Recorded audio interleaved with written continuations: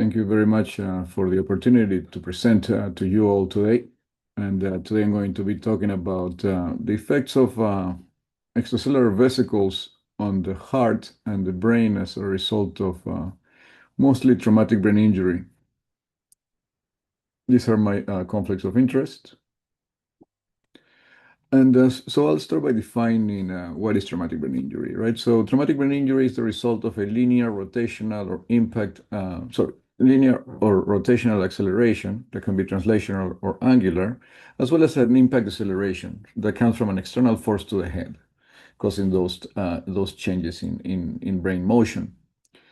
And when we look at traumatic brain injury, there is a primary injury, which is a mechanical injury coming from the external force, and a secondary injury, which is the molecular mechanisms that happen and are activated after the primary injury. And that's characterized by cell death, excitotoxicity, oxidative stress, inflammation, neurodegeneration. In the chronic phases, there is also immunity, demyelination, which results obviously in chronic disability. So when we look at the details here of the pathophysiology of TBI, the molecular mechanisms of the secondary injury cascade, from minutes to months, you see that early on there is a neuronal injury, blood-brain barrier damage, infiltration of and activation of immune cells, neurodegeneration, as I mentioned, cell death, demyelination, or immunity, and that's activated by processes such as danger-associated molecular patterns, cytokines, chemokines, neutrophils, which are very early present after trauma, monocytes, macrophages once they get to the tissue, as well as microglia and astrocytes as professional immune cells in the brain. And also in the more chronic stages, you have T cells and B cells following trauma. So my work on the inflammasome, the inflammasome is part of the innate immune response, which precedes obviously the adaptive immune response. The innate immune response is characterized by pattern recognition receptors like toll-like receptors, NOG-like receptors, RIG-like receptors that activate cytokines, and those cytokines go on to activate T cells and B cells. So the inflammasome is present in the cell cytoplasm. An example would be NLRP3 or NALP3. Activates caspase 1 and triggers interleukin 18 as well as interleukin 1 beta. And so just as like there are these node-like receptors in the cell membrane, in the cell cytoplasm, there is also pattern recognition receptors in the cell surface. This would be the toll-like receptors, for instance. So these pattern recognition receptors can be activated by PAMPs or DAMPs. PAMPs would be pathogen-associated molecular patterns when they are activated by exogenous components like bacterial components, fungal, viral infections. Those are PAMPs. DAMPs are the result of danger-associated molecular patterns, which are endogenous ligands that are present in the cell where they are not supposed to be. For example, ATP, high extracellular potassium, high mobility box group 1, HMGB1. So these are sensors or ligands that also activate the innate immune response. But there is also homeostasis-altering molecular processes. And these are not ligands that bind to pattern recognition receptors, but are alterations in the homeostatic environment, such as the presence of reactive oxygen species or also changes in extracellular potassium levels that go on to activate innate immune responses, particularly, for instance, here, the inflammasome in mammals. So what is inflammasome? As I mentioned, it's a multiprotein complex. It's characterized by the presence of ASC as well as a sensor, an ALP1 or an LRP1, and assisting aspartases such as caspase 1 and caspase 5 that go on to activate interleukin 1 beta and interleukin 18. So here's a picture of the molecular complex that once the inflammasome proteins come together into the complex, it activates pro-interleukin 1 beta and interleukin 18 that then gets secreted by the cell. And that's how the inflammatory response gets expanded. But caspase 1 upon activation on the inflammasome complex or within the inflammasome complex also cleaves gasdermin D. Gasdermin D gets cleaved into an amino terminus, and the amino terminus goes to a cell forms a pore, and through that pore, the cytokines are able to leave the cell. And then there is also a cell death process in the process referred to as pyroptosis, which results in LDH release through the formation of a pore called Ninjurin 1. Inflammasomes can be activated, as I mentioned, by HAMs, like greatly focusing species, resulting from mitochondrial dysfunction, and also lysosomal rupture, among other ligands. These are canonical inflammasomes depending on caspase 1, but there's also non-canonical inflammasomes depending on caspase 8, caspase 4, 11, 4 and 5 in humans, 11 in rodents. So now let's talk a little bit about traumatic brain injury. And inflammasome proteins, so we've shown that they're elevated in the cerebrospinal fluid of patients with TBI. And here you can see we sorted patients with different levels of ASC, caspase 1, and ALP1 or NLRP1. And we divided those patients that had favorable outcomes after TBI and unfavorable outcomes after TBI. And as you can see, we measure outcomes after 5 months, but we measure these proteins in the CSF acutely within the first 24 to 48 hours after TBI. And patients that did poorly with unfavorable outcomes had higher levels of inflammasome proteins, indicating that acute changes in inflammasome proteins are consistent with poor outcomes in the long term. We looked at with different technology at other in other cohorts, and it was also consistent that in those patients with low levels of intracranial pressure compared to those with high intracranial pressure, had the low ICP group had lower levels of caspase 1, for instance, acutely after TBI, which was also consistent in the same study with more favorable outcomes. Again, emphasizing this idea that higher levels of caspase 1 is associated with poor outcomes. We've also measured a variety of inflammasome proteins, other ones, caspase 1, as I mentioned, ASC, interleukin 18, and other cytokines like TNF alpha, IL-6, 4, 10, 8, and which were elevated after traumatic brain injury compared to healthy controls. IL-2 was one that we found to be decreased. So that was part of a biomarker study that where we were able to calculate the area under the curve associated with biomarkers of inflammatory response in serum in TBI patients or associated with TBI. And as you can see, these proteins had very high values for the area under the curve. The closer to 1, the better the biomarker. And the ideal biomarker is 1. So something about 0.75 makes already for a good biomarker. So as you can see, these analytes are promising biomarkers of inflammatory response in TBI. But so we're measuring the cytokines in blood, so that kind of hints as to the systemic implications of traumatic brain injury. And there is plenty after traumatic brain injury. There are effects obviously not just in the brain, but there's also effects in the heart, in the stomach, the kidneys, intestines, liver, lungs, and that is the result of a variety of mechanisms that are yet to be determined in terms of their pathophysiology. So, for instance, 2/3 of all TBI-related deaths are due to non-neurological organ damage. Primarily, cardiopulmonary dysfunction is one of them, which also leads to ARDS or acute lung injury. But you can see that also there is a significant portion of mortality associated with cardiac dysfunction, approximately 6% of cases in this report from Kemp et al. So after traumatic brain injury, there is autonomic dysregulation as well as systemic inflammatory responses that affect the heart, lung, the GI tract, as well as the liver, kidney, and bones. So consistent with this idea as well, there is previous evidence of inflammasome activation, namely NLRP1, NLRP3, AIM2 inflammasomes in a variety of organs. For instance, after brain or spinal cord injury, acute lung injury, acute coronary syndrome, acute liver injury. So this highlights the contribution, and this happens after trauma. So this highlights the contribution of trauma through different mechanisms like ATP and reactive oxygen species to the pathophysiology of multiple organ damage as well after trauma.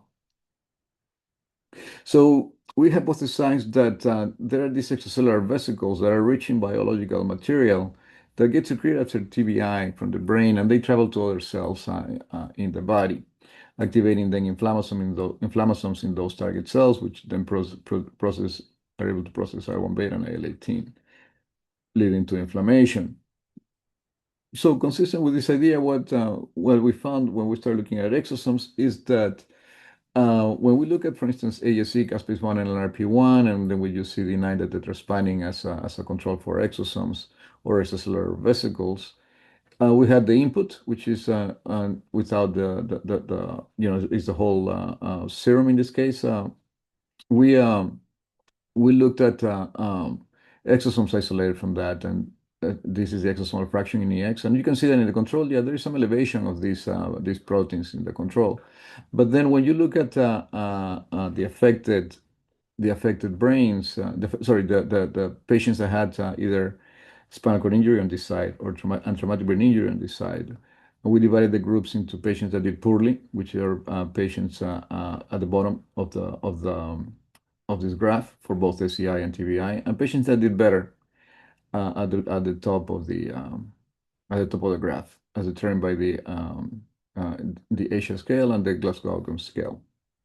As you can see, patients that did well, they had lower levels of inflammasome proteins in exosomes. Same thing as compared to those that ended up doing poorly. These are 4 patients versus 3 patients. This is a study of 3 patients.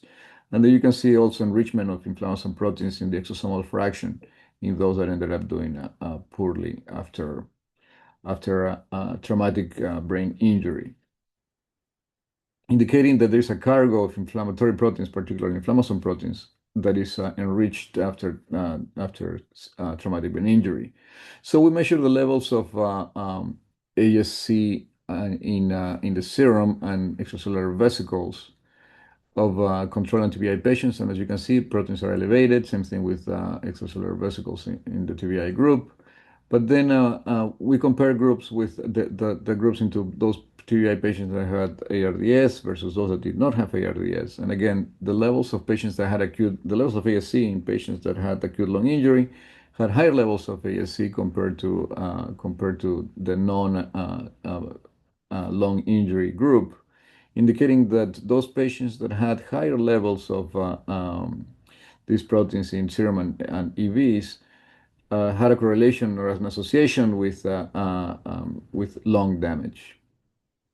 Consistent with that, then we took it to the animal model, and we injure animals, and we analyzed the brain, the lungs of sham and injured animals that were injured and sacrificed at 4 and 24 hours.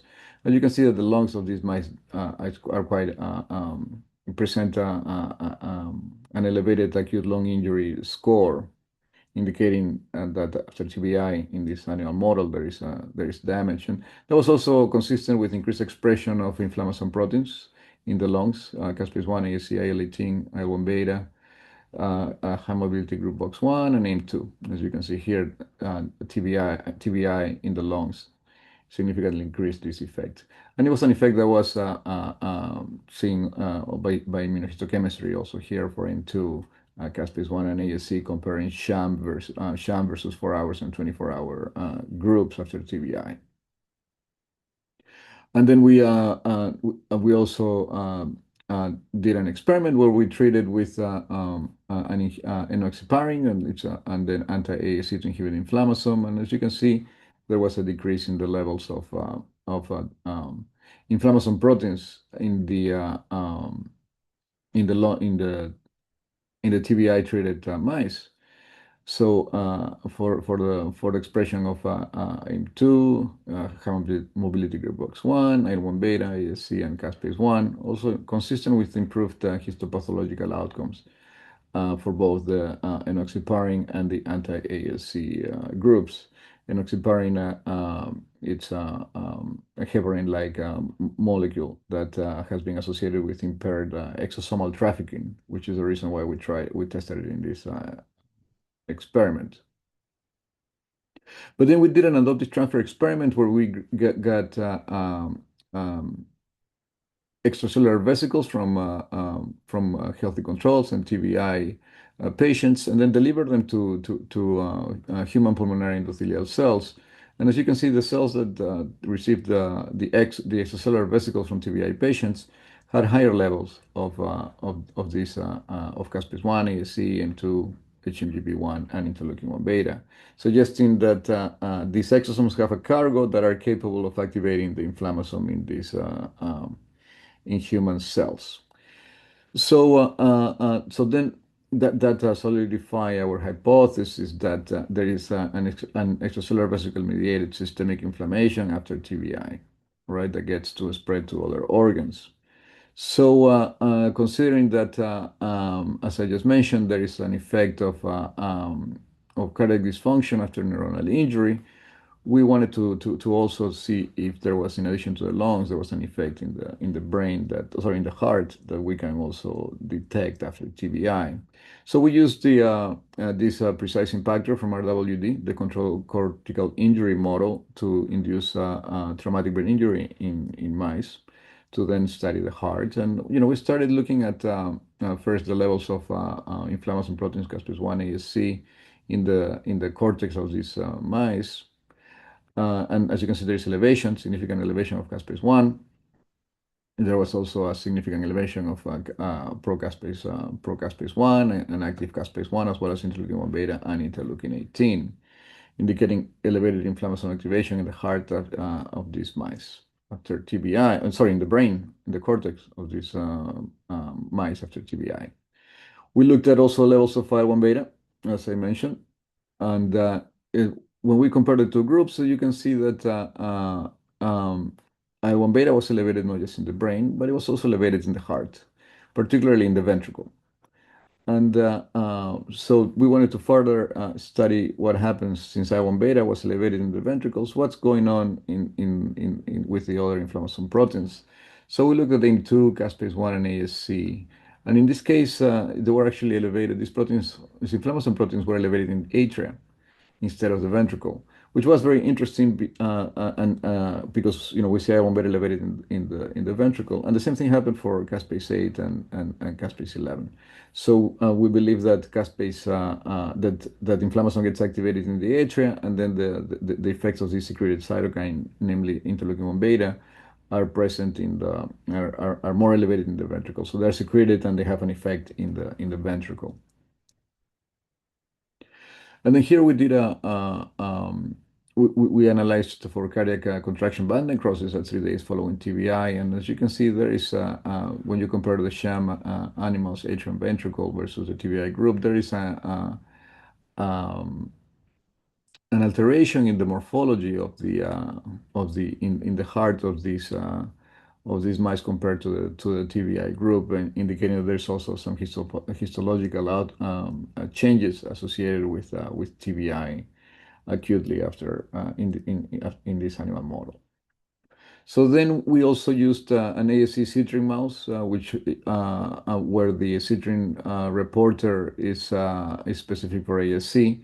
We can see here how these ASC specs that are referred to are expressed at higher levels in the TBI group compared to sham. You can see this by oligomerization in the TBI group of ASC. Oligomerization of ASCs are monomers, dimers, oligomers, which is how we look at the ASC specs by Western blotting.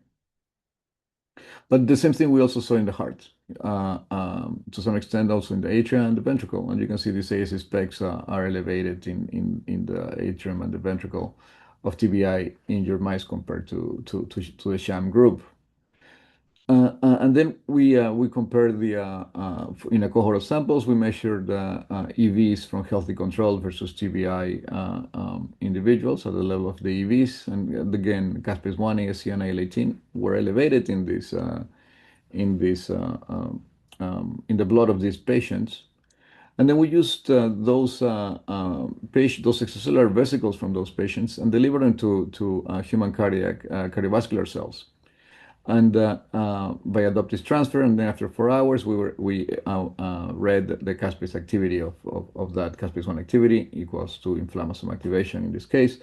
And it turns out that those after adoptive transfer of EVs from TBI patients into the human cardiovascular cells, again, we were able to activate the inflammasome, namely caspase-1, consistent with our previous results in the lungs.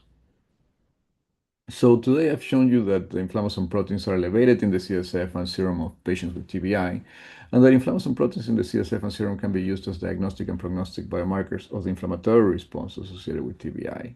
Similarly, inflammasome proteins are elevated in extracellular vesicles after TBI in patients.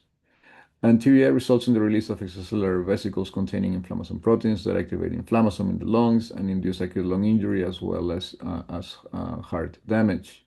Adoptive transfer of EVs from TBI patients also induce inflammasome activation in human pulmonary endothelial cells and human cardiovascular cells, hinting a little bit about the mechanism by which these exosomes are secreted from the brain after TBI. They travel throughout the blood, and then they are able to empty their contents, which are pro-inflammatory for the most part after injury, into the heart and or the lungs to induce this damage that we see.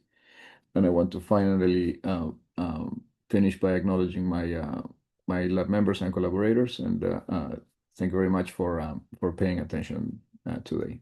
Thank you again.